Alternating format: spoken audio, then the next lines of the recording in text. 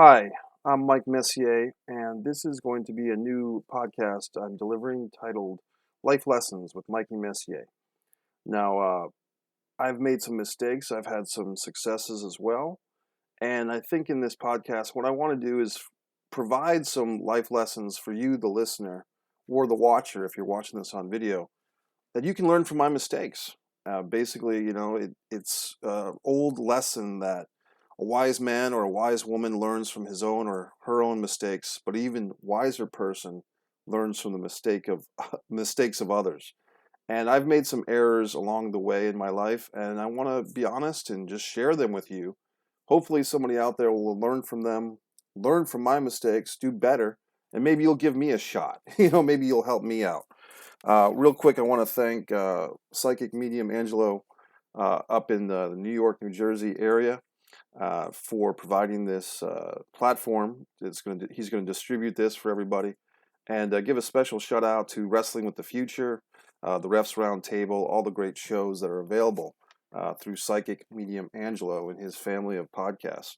Also, want to say thanks to my buddy Tommy DiNucci and his partner DJ Caveman for their podcast, The Porch, which has really been a great inspiration to me because Tommy's been sharing his journey as a filmmaker with films such as Vault and Almost Mercy, which you can listen to all over the place. So that's the Porch Podcast with Tommy DiNucci and DJ Caveman. Avalonia Festival, my film festival, is also a proud sponsor of that podcast, avaloniafestival.com. Now let's get to the life lessons and why we're here. Um, part of my life, a part of my life that maybe doesn't get celebrated as much as I'd like it to is my acting work. And I've been taking acting classes since 2000. I got my start acting in a film uh, back in high school, really, called World War III Part Two that I co-wrote. Really got into acting in about, wow, the late, I date myself here, but the late 90s with a piece called Man and You, a Providence love story that I co-produced with my buddy George Lamastro. So I was about 4 or 5 years into this acting world when I got an opportunity to have a part in a movie that was filmed in Rhode Island with the director was Mario Van Peebles, who his biggest movie probably is New Jack City. New Jack City is a movie that came out on the turn of the decade from the 80s to the 90s. It had Wesley Snipes, it had Ice-T, um, some actors at the time.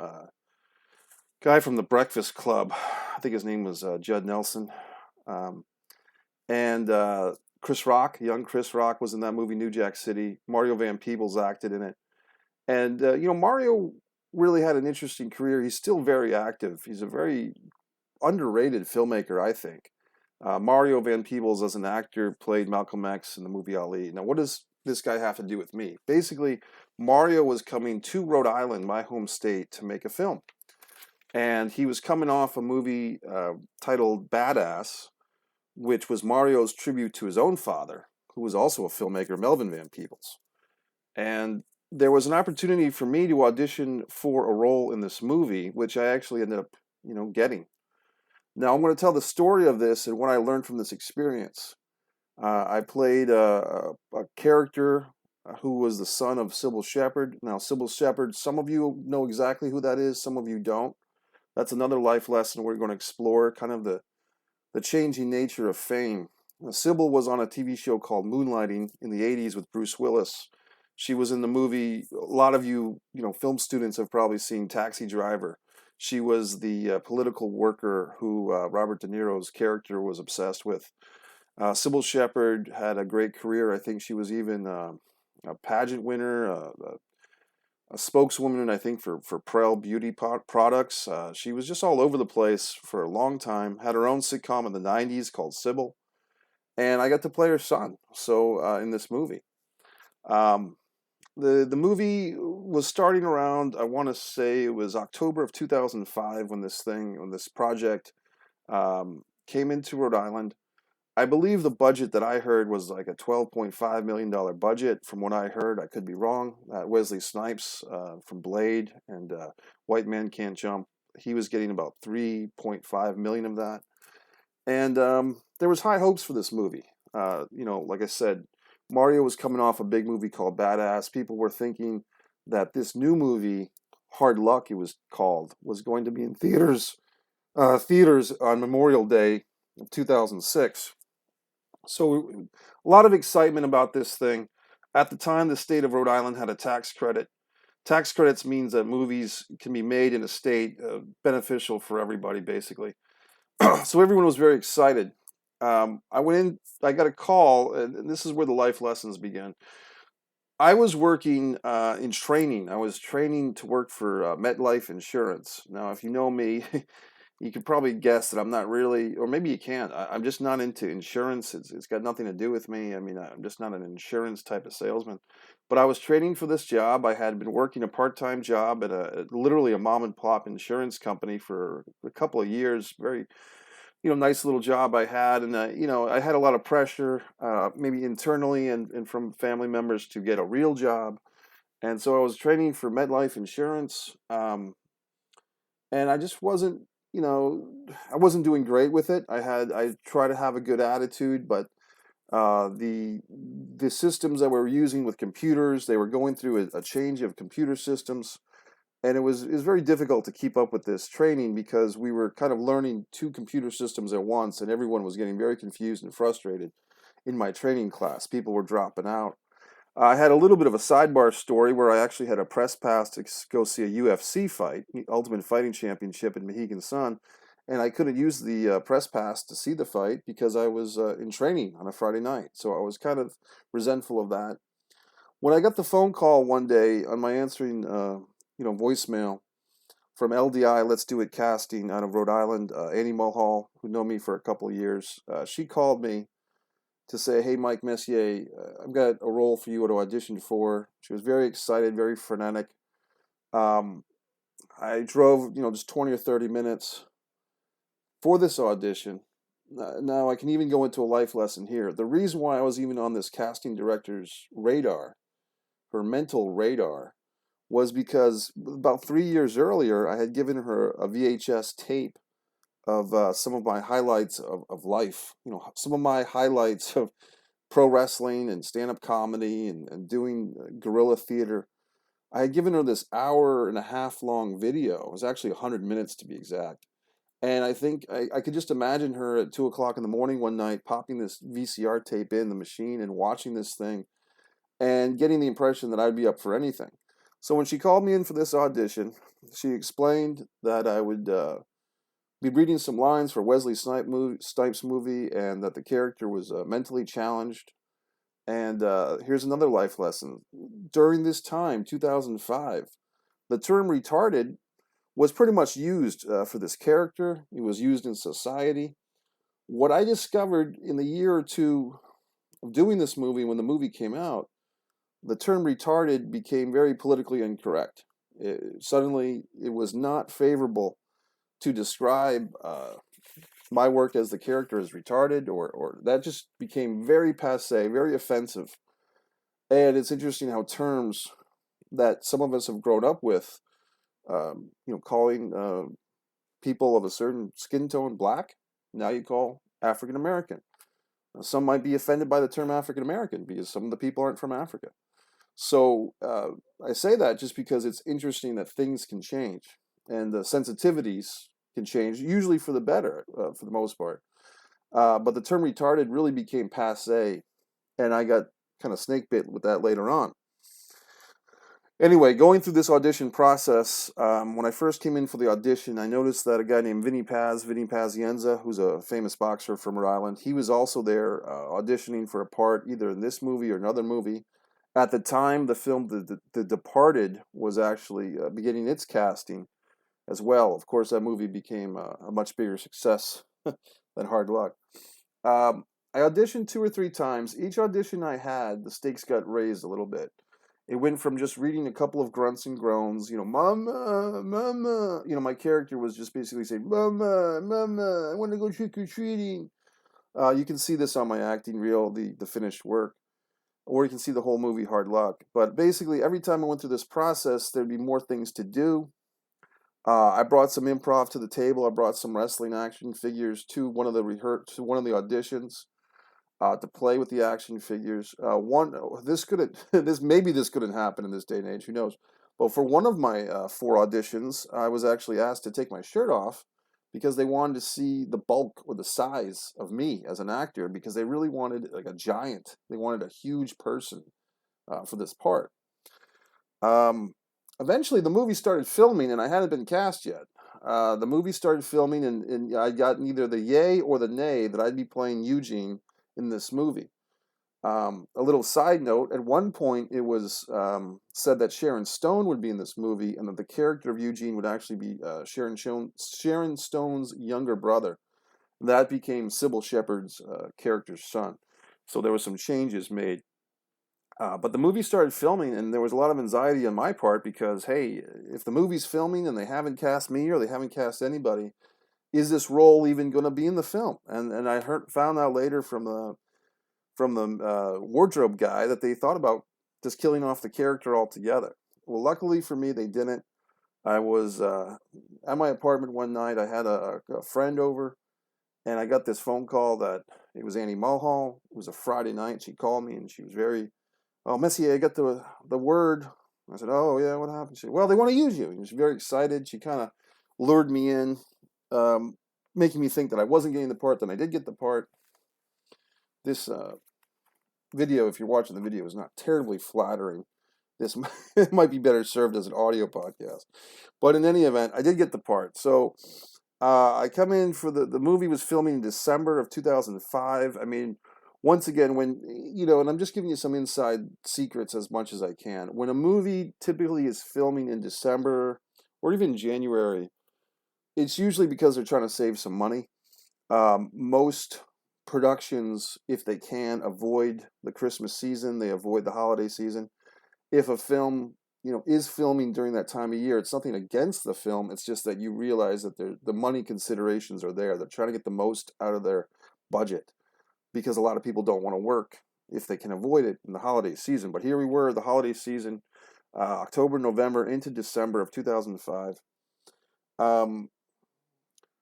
What did I learn being on the set? First of all, I learned technical things, cell phones. At the time, I was kind of late to the cell phone game. I learned when to have my fucking phone on and when to have it off. I went on set. They called me on set for me to observe. I met Wesley Snipes. He's sitting in one little director's chair. I'm sitting in the other. They had a scene going on that neither Snipes or myself were in. The scene calls cut, and just as the scene called cut, my cell phone rang. Big fuck up on my part, big error. I was very embarrassed, and Snipes shot me a pretty hard look. He wasn't too impressed. It was the time when, for me, cell phone was still kind of a new thing, and just wasn't the master of when to turn the cell phone on and off. Then I started erring on the side of turning my phone off all the time because of that traumatic experience of having my cell phone ring on set.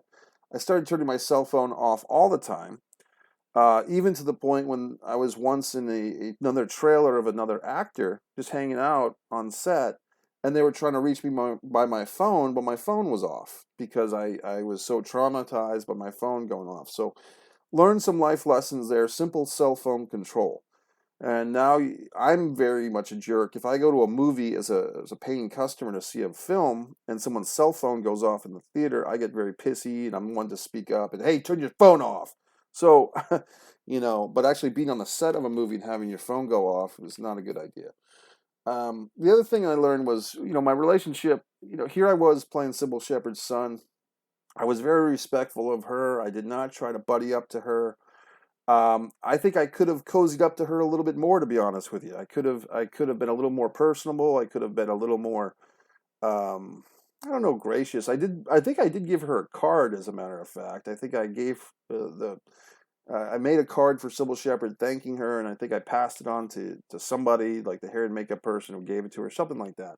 But I could have been even more personable, because when we ended up, fast forwarding a bit, when we wrapped the scene with me and Cybill Shepherd, she actually had her assistant take a picture of me and her together, but I didn't do the same. So I think in retrospect, I would have been more personable with Cybill. What I learned was that she actually was the one that made the deciding vote to have me play her son. She was shown the audition tapes of me and the other finalist actor, and Cybill decided to choose me. I felt very relaxed on the set. You know, there was a day when we had a fight scene between me and Snipes, and I was basically being trained, you know, on the spot how to fight with Wesley.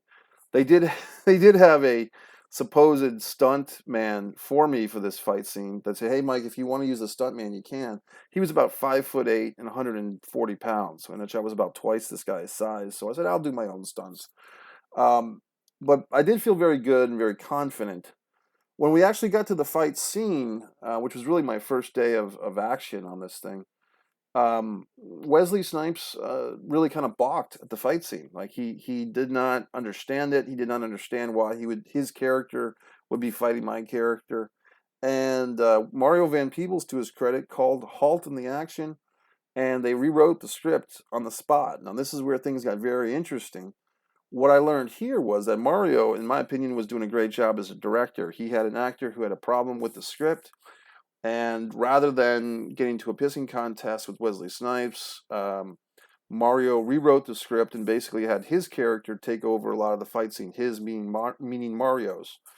So my going into this thing, I thought I would have this hand-to-hand combat with Wesley Snipes. I ended up more with hand-to-hand combat with Mario Van Peebles, with Wesley Snipes coming in towards the end with a saw handle to knock my character out. Was it, I don't know if it was disappointing that I didn't get to, you know, really go toe-to-toe with Wesley, but it might have been at the time, but I was really just thankful to still be in the movie. I'm going to fast forward to the real thing, because you've been hanging here with me for a while on this conversation. What was the thing that I learned the most about this process? One, I felt very good about being in this movie. I felt very much like I belonged. I didn't feel that I was better than anybody. I didn't feel that I was worse than anybody. I mean, talk about the other actors. I felt like I could hang with anybody. So I felt like this was a feeling, being on this major motion picture, you know, still $12 million movie. I felt good about it. I felt good about myself being there. I didn't feel that uh, I felt like, fine, I can do this. The real thing, though, the life lesson from this journey was, as much work as I put into being in this movie, is luck, you know, fortune, Annie Mulhall looking out for me at LEI Casting, Cybill Shepherd picking me, Mario Van Peebles agreeing to it. The duration of time between the movie being finished filming, which was December of 2005, right around December 22nd, I think was our last day of filming, 2005. And when the movie finally came out, now we were told at the time that this was going to be a big Memorial Day weekend, you know, movie. This was going to be Mario Van Peebles, you know, his Pulp Fiction, and this was going to be the Wesley Snipes's Pulp Fiction, like Travolta, with a career resurgence. That didn't exactly happen. Memorial Day 2006 came and went. Movie wasn't released. There was no information about the movie. And for many months, the whole year of 2006, I was just kind of on hold, waiting for this film, Hard Luck, to come out. You know, hey, I'm in this movie. When's it coming out? Eventually, the word was the movie would be released. And I found out the day after, literally the day after, the movie had a one-night premiere at the Harlem Film Festival, 2006, in Harlem, New York. And the next day it was released straight to video, straight to Blockbuster, Hollywood Video. So at the time we still had video stores, you know, Blockbuster and Hollywood Video were releasing Hard Luck as this, you know, straight to video release, exciting release. I mean, it was still promoted, it was still hyped. You know, about 6 months later, it came out on USA Network. It would play at 2 in the morning, and Universal HD Network at the time was the thing that would play the movie Hard Luck, an edited version, because it's an R-rated movie. And there was some disappointment there, because this movie, which was probably a borderline theatrical release, it had the elements. It had Louise Guzman, it had Melvin Van Peebles, Mario Van Peebles, Wesley Snipes, Cybill Shepherd. It had a good cast. It had a decent story. It was really, to me, it could have gone either way. I mean, the movie, production-wise, it could have been a bigger release. It could have been theatrical. Would it have flopped? I don't know. I can't tell you that. But what I didn't realize is I was waiting. I was waiting to find out what would happen. I was waiting for this movie to be released. What I should have been doing between December of 2005 immediately is I should have gotten an agent. I should have gotten a manager. Should have gotten an entertainment lawyer in my corner. I should have promoted myself more voraciously with websites. I should have taken that time between the filming of the Hard Luck movie and when the film was released, no matter what it would be. That was my golden time, because the potential this movie had with Snipes, with Cybill, with Louise Guzman, Mario Van Peebles directing, it was bigger than the movie actually was. So I try to explain this. Nobody knew that the movie would be straight to video release, given those elements, given those stars, given that Sony Pictures was behind this thing. Nobody knew that it wasn't going to be a bigger movie than it turned out to be. So in that element of time, when I was this, relatively young guy, relatively unknown, I could have made the most of my own career during that time, during that gap. Once the movie was fated to be a straight-to-video release, straight-to-home video, straight to USA Network, not that there's anything wrong with that, but that's when the disappointment comes in that this is not a theatrical release, this is not a theatrical movie, so then it's not as big a deal. So the point is, the life lesson here is these windows of time that we experience, we're experiencing that now as a world. We have this downtime, and people are scrambling to get entertainment in their system. I want to watch my Netflix movies. I want to do this. I want to talk on the phone. These are the times, these dead times, that you make the most of things. These are the times that you can write your King Lear. These are the times that you can do things that are powerful. And once again, giving a shout out to my buddy Tommy DiNucci and his podcast, The Porch, because he came up with that King Lear thing. This is the times when, Shakespeare would write King Lear, is in a worldwide pause, so to speak. So I had my pause. I had my 7 or 8 or 10 months that once the filming of Hard Luck was done and before it was released, I should have done more. Some other, I had a bunch of notes here. I kind of ignored them. There is an article online if you dig it up. Mike Messier, Hard Luck. I think it was published on NewEnglandFilm.com, a great website by Michelle Meek. Some of the other things I learned were just to enjoy. I did enjoy the experience, but I did err on the side of being a little bit of frigid. I would have warmed up to Cybill Shepherd a bit more. I did reach out to some of these people, Cybill Shepherd and Mario Van Peebles. I've reached out to both of them in the years past. Haven't had much luck getting in contact with them, unfortunately. I always look fondly at this experience. This experience in Hard Luck, it elevated my career. Not too many people in New England got opportunities to play principal parts. This was a principal part, Taft-Hartley. If you're talking about union stuff, this is the real deal. So I'll always be thankful for Hard Luck in my career. I think of someone like Ricky Lake, who had one line in the film, Working Girl. I think of Jeff Goldblum and Annie Hall, one line. And that's kind of how I will hopefully look back at my Hard Luck experience. So this has been Mike Messier. It's been about 24 minutes. I'm going to wrap this up. Life lessons, as far as life lessons with Mike Messier, go to MikeMessier.com. You can see more about me. You can go to Amazon.com and support Mike Messier Movie Maker. I've got some great shirts out. I've got some new shirts, Mike Messier Movie Maker shirt, Avalonia Festival shirt, some slogans. I don't count my sit-ups shirt for those of you that work out. And hard work beats talent when talent doesn't work hard shirt is out. Some other inspirational quotes and so forth on my shirt line on Mike Messier Movie Maker on Amazon and MikeMessier.com. You can also find me on YouTube and Vimeo. Want to thank once again Psychic Medium Angelo for this forum, and I thank you, the watcher. Now this is the rough first episode. I'm going to try and make improvements with my own delivery, but I thank you for hanging in here. If you have any questions, just go to MikeMessier.com, contact me, and I'll try to answer them. So Mike Messier, Life Lessons with Mike Messier. wrapping up.